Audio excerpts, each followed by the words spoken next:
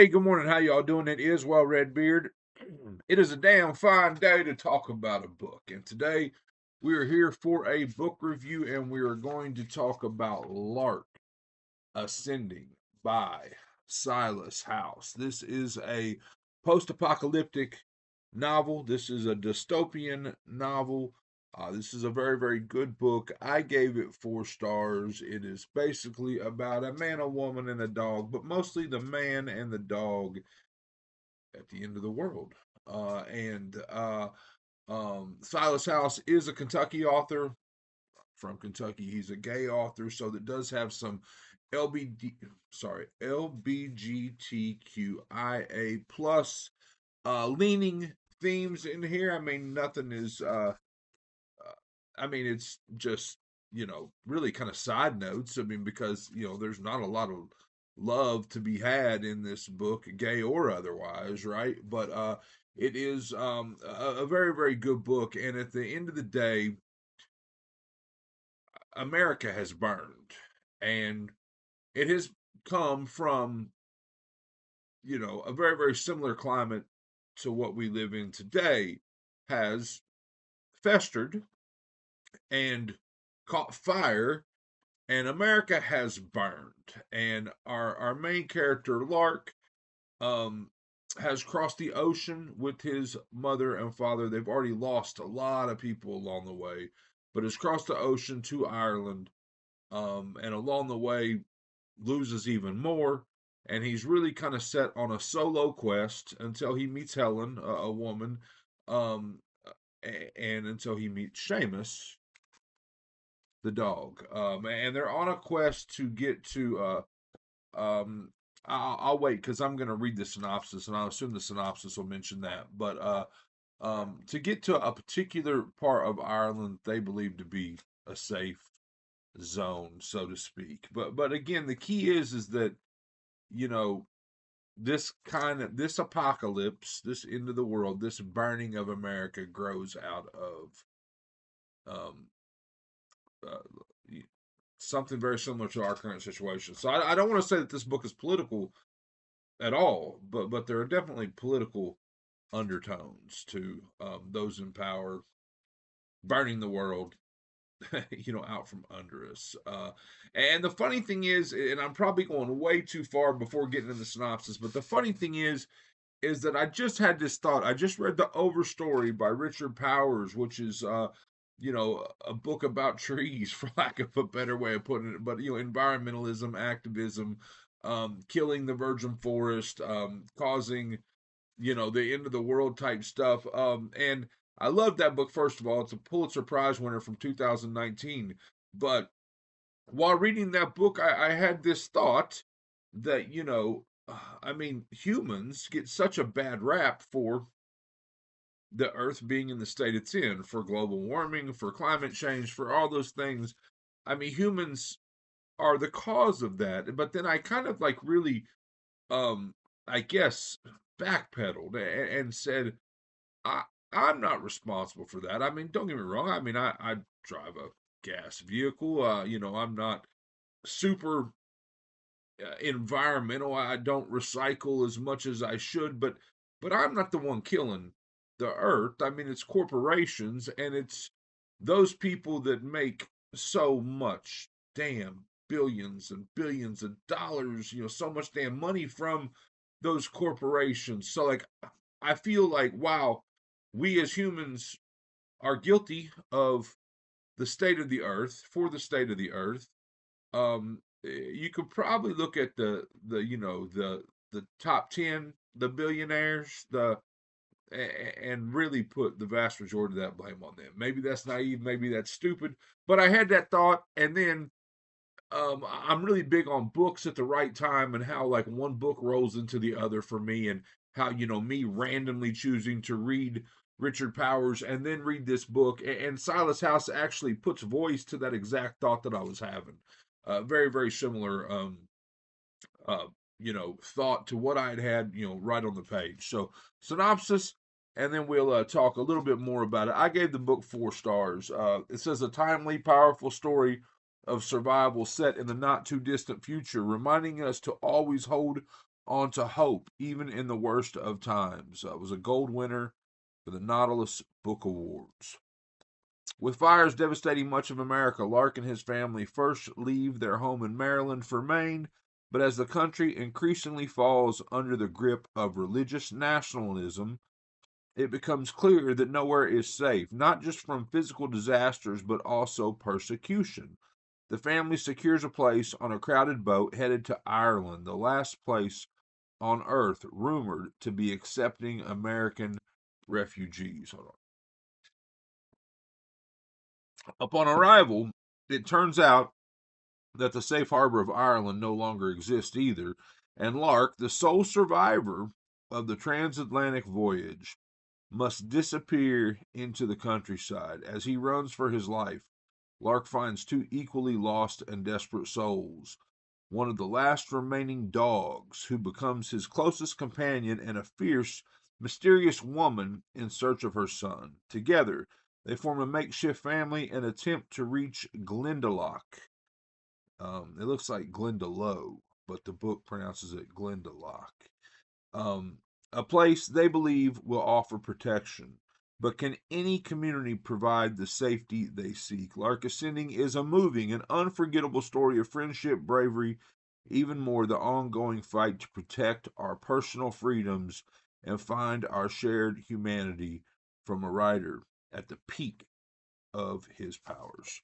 This is my first Silas House read. And again, I've done swaths of reading.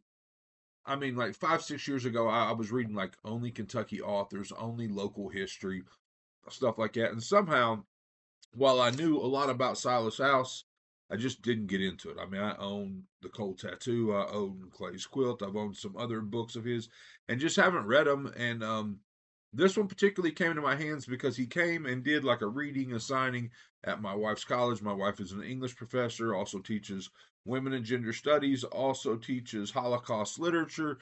Very, very smart woman. Very, very beautiful.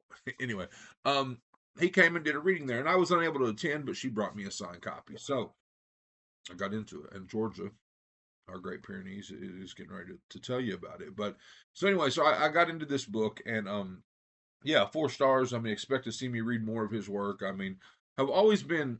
Is it possible to be someone's fan if you haven't like I mean, like I go to a lot of bookstores here in Kentucky, so I have been to a lot of bookstores where he was either coming or going. You know what I'm saying? Doing a signing and whatnot. I mean, I've been in the arena. But another thing, Silas House did the video.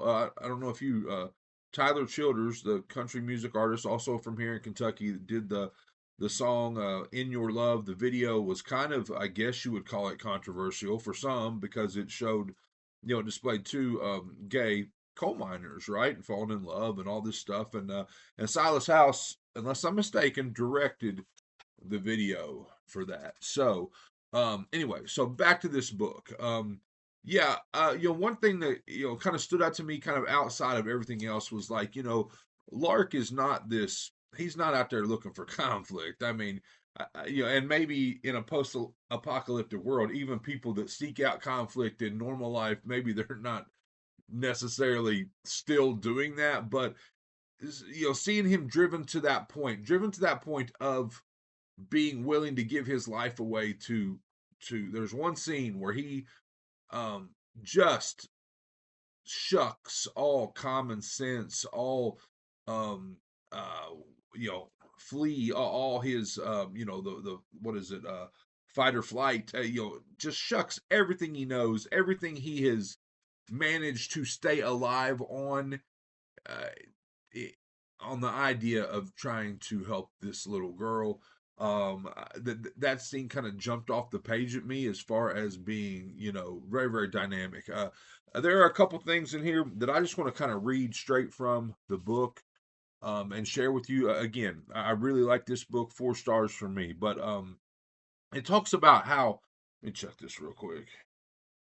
It talks about how quick things went backward. How you know we had seen advancements in um, racism not disappearing, but maybe going down. We'd seen advancements in women's rights and gay rights and things like that. And it talks about how quick things went backwards. And it says, the strangest part is how quickly it all went backward, Helen said. All during my youth, there were steps forward. The day that gay marriage was legalized, we danced in the streets of Cork. There are always bigots pushing against it, of course, but gains, steps forward in my lifetime, I would have never believed, she said. And then, well, here we are, moving backwards. History repeats itself. Um, uh, Another thing I want to mention briefly about this book is I wasn't sold from chapter one. From I wasn't sold from the first 50 pages. This is one of those books that really kind of brought it home for me in the second half, and a lot of that doesn't necessarily have to do with the post-apocalyptic theme. It has to do with the writing and the way that the author said certain things. It talks about someone in this book dies. As opposed to, but he said, I buried her myself, and I do not blame her for what she did. Took me a long time to come to that realization, though. Back then, I didn't know hardly anything. I am 90 years old, and I still don't know a whole lot. But I do know that the worst thing in this world is the intolerance that leads to so much violence. I have had to put it on the page to draw our attention to it so we would be disgusted by it. The only thing I knew for sure that day was that many circumstances, mostly the actions of those in power, had led to that moment, and a million others like it. Everyone who benefited from devastating the natural world, everyone who participated in the misinformation and discrimination that led to my country's collapse, everyone who gained power or money from war. Ronan's death was a complete waste of someone who could have possibly lived much longer and better. I had never seen the girl so much as smile, but she was a human being, and because of that, I like to think that she had the possibility of joy within her. A couple other things that I might share. It talks about, so at the end of this book, he and the dog, they find a level of community, but they're unwilling to remain. They're unwilling to live in possible safety because of the fear of someone else using power negatively, right? And it says, here's the part I'll ask you to be patient and try to understand. The thing is that Helen and the dog and I could not have stayed even if they had relented. We had become wild people, you see. We had become wild people, you see. Helen and Seamus and me, not fit for society. We were people of the hazel trees and cedars, of cold creeks and wide pastures. We were the trout that swim in the darkest reaches where no one can betray us. We had more in common with rocks and rivers than we did with people now. We had seen what happened when people lived together in too big of a clump. The better choice was to live with a handful. There is strength in numbers, but there is danger in it as well. Danger of one desiring a rise to power, danger of many being blinded by one and doing his bidding. Um, yeah, yeah. And this is my favorite line in the entire book. And you know, a couple of these things I've read may have slightly given a little bit too much away, and I apologize for that. But um, for me, again, post-apocalyptic, dystopian, that's my jam.